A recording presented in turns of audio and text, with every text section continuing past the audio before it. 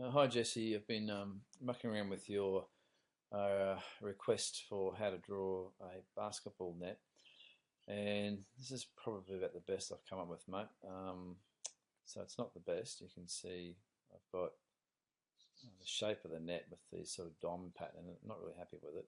So I think what we'll probably do is instead of going for the diamond pattern, we'll go back to just the sort of shape of the net, and then using some rendering tools, we'll then get the net picture from the internet and then wrap it onto that surface. So what I'll do with this tutorial is just quickly show you how to get this sort of net kind of shape, and then you can have a go at that and then try to wrap another net on top. Okay, so normal thing, file new. Oh, mouse is playing up. I'm just going to pull it apart. And first thing to do is to realize that we need to use a tool called the blend tool. And the blend tool, what it does, it blends three different sketches together. So what I'm going to do, I'm going to choose this base work plane here, and I'm going to sketch on there. And I'm simply going to use the circle tool, and I'm going to draw a circle which would represent the diameter of the largest part of the ring at the top of your basketball hoop. And then just accept that. It's sketch one. If I rotate that sideways, you can see that's sketch one there. Now what I'm going to do is I'm going to create two more circles on sketches below that to represent the net at different widths below it. So to do sketches below that, I'm going to select the plane that's there, come up to my plane option, and pull the plane down a distance away from that. I don't know about there if I do. Click OK. I'm going to sketch onto that plane, so while it's highlighted, click on sketch. And so I can know what the size of it is, what I'm going to do is go references and hover around here, and I should get there's the first one that I drew. So just click on that so I know the next circle is going to be smaller. Click on close, click on circle, center mouse click, and then make this next one a little bit smaller, I suppose. Maybe there. Okay to that. Rotate that sideways. You can see we've now got two planes. There'll be two separate sketches. There's one below it.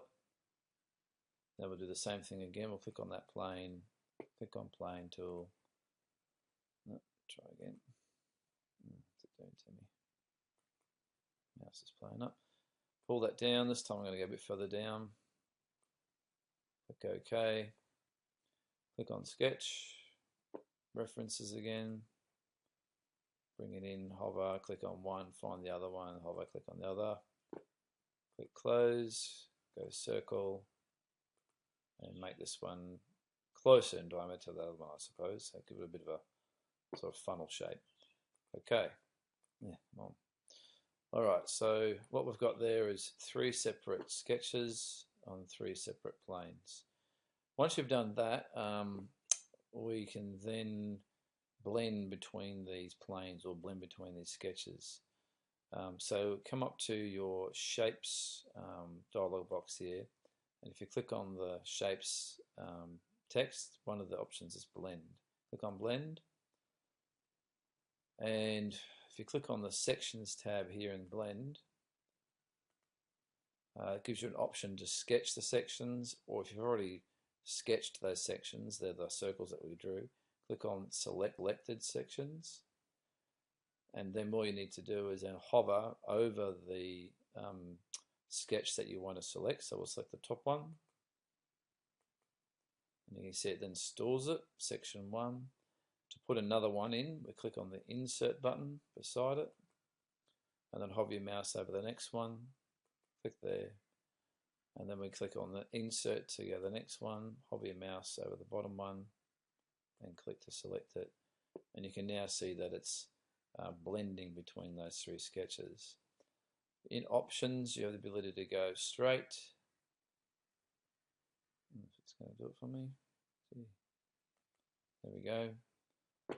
Okay, or you can go smooth, and then you can just accept that. At the moment it's a whole big solid object, so to make it hollow we can use the shell tool. So select the object. This mouse is really playing up.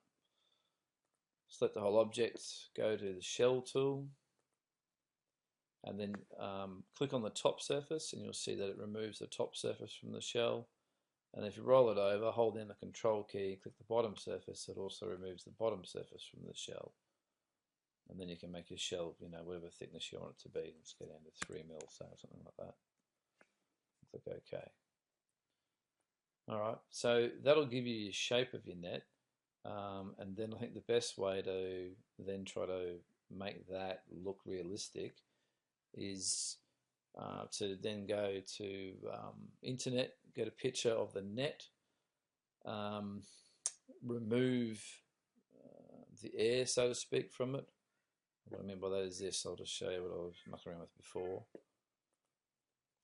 Maybe go to, not that image is pretty poor, you want one that's a real diamondy sort of shape. Maybe something like this here. And what you could do, you could copy that, but then in Photoshop you'd have to remove all the white and replace that with transparency. So you'd only have just the rope and no white in behind it whatsoever.